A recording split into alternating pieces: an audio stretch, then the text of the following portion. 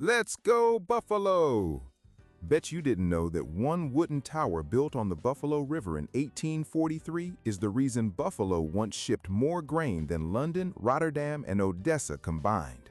For half a century, this city moved more wheat and corn through its harbor than almost anywhere else on Earth, and it all traces back to one merchant, one Scottish engineer, and a machine nobody thought would work. Before that tower went up, unloading a single grain ship in this harbor took a full crew the better part of a week, backs bent, shovel after shovel, no matter the weather. Grab a seat because this one connects a quiet stretch of riverbank in Buffalo to grain elevators in England, Russia, and Canada. This is a story about the Buffalo River, the Niagara frontier's old grain trade, and a piece of Western New York engineering that quietly changed how the whole world moved food. Before 1843, unloading a grain ship in Buffalo meant sending men down into the hold with nothing but shovels and buckets. The workers doing this back-breaking labor were mostly Irish immigrants, known around the docks as grain scoopers. A single ship might carry 1,800 to 2,000 bushels of grain, and emptying it by hand could take the better part of a week, crew after crew climbing down into the same dark hold over and over until every last bushel had been shoveled up and out by hand. Rain and high wind alone could cost a crew a quarter of their working time, grain sitting untouched in the hold while the weather passed and the ship sat idle at the dock. It was slow, it was miserable, and almost nobody working the Buffalo waterfront thought there was any other way to do it. Joseph Dart had watched this scene for years. Born in Connecticut in 1799, he'd arrived in Buffalo back in 1821 when the whole town held barely 1,800 people. He'd already helped start Buffalo's waterworks and founded a school that would grow into Buffalo Seminary. Dart was the kind of merchant who built things for a city, not just for himself. He'd even traded with the Six Nations and picked up an Iroquoian language along the way, the kind of Buffalo merchant who spent as much time learning the region as he did running his business. But watching a crew of exhausted men shovel grain by hand, week after week, ship after ship, Dart became convinced there had to be a faster way to move a harvest through a harbor. Dart needed an engineer, and he found one in Robert Dunbar, a Scottish mechanical engineer living in Buffalo. Dunbar had studied a design that wasn't new at all. It belonged to an American inventor named Oliver Evans, who had built an automated flour mill back in 1782, 60 years earlier, using a belt fitted with buckets to move grain up through the building. Dart openly credited Evans as the source of the idea. Neither he nor Dunbar ever claimed to have invented the concept from scratch. What Dart and Dunbar proposed was audacious all the same. Take that same bucket and belt principle, turn it vertical, and lower it straight down into the hold of a ship docked on the Buffalo River. Not everyone in Buffalo thought this was a good idea. A forwarding merchant named Malin Kingman told Dart to his face, "Dart, I am sorry for you. It won't do. Remember what I say, Irishmen's backs are the cheapest elevators ever built." Kingman wasn't alone in that opinion. Plenty of Buffalo's shipping men figured hand labor would always be cheaper and more reliable than any machine somebody dreamed up on a drafting table. Dart built it anyway. Construction started at the end of the 1842 shipping season on the bank of the Buffalo River, where it meets the Evans Ship Canal. Through that winter, Dart and Dunbar's tower rose plank by plank, a steam engine housed inside, and a long conveyor belt fitted with buckets threaded up through the middle of it, climbing several stories above the waterline. By spring of 1843, it was finished.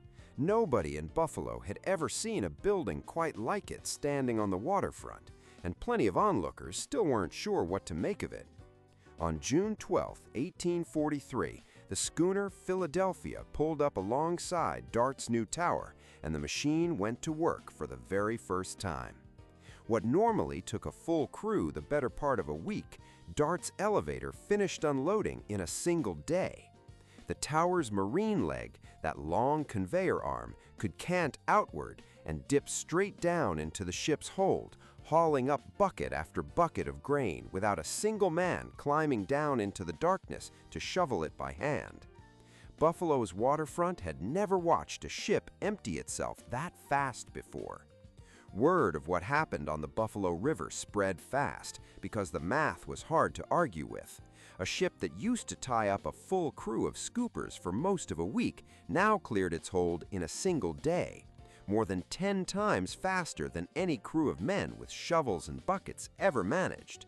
And the steam engine didn't need to stop for rain or wind or rest or Sunday.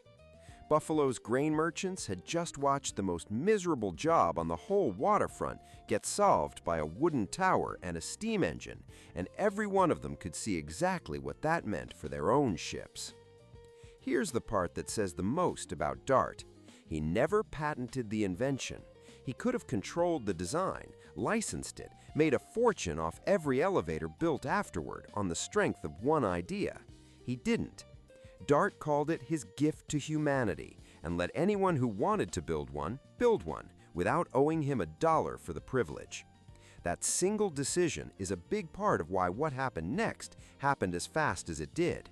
Because nobody had to pay Dart a license fee, Buffalo's grain merchants started building their own steam elevators almost immediately. Within just a few years, 9 more had gone up along the same stretch of river, with one apiece built in Toledo and in Brooklyn as the idea spread beyond Buffalo entirely. By 1862, 20 elevators lined the Buffalo waterfront, holding a combined 4 million bushels of grain in storage at any given time. The single wooden tower Dart had built almost alone had become an entire industry, all crowded onto the same stretch of river where the first one had gone up less than 20 years earlier. Within 15 years of that first tower going up, Buffalo had 10 steam-powered grain elevators of its own, and had already passed London and Rotterdam to become the world's largest grain shipping port. By the time the Civil War ended, that number had grown to 26 elevators, with London, Odessa, and Rotterdam all left behind.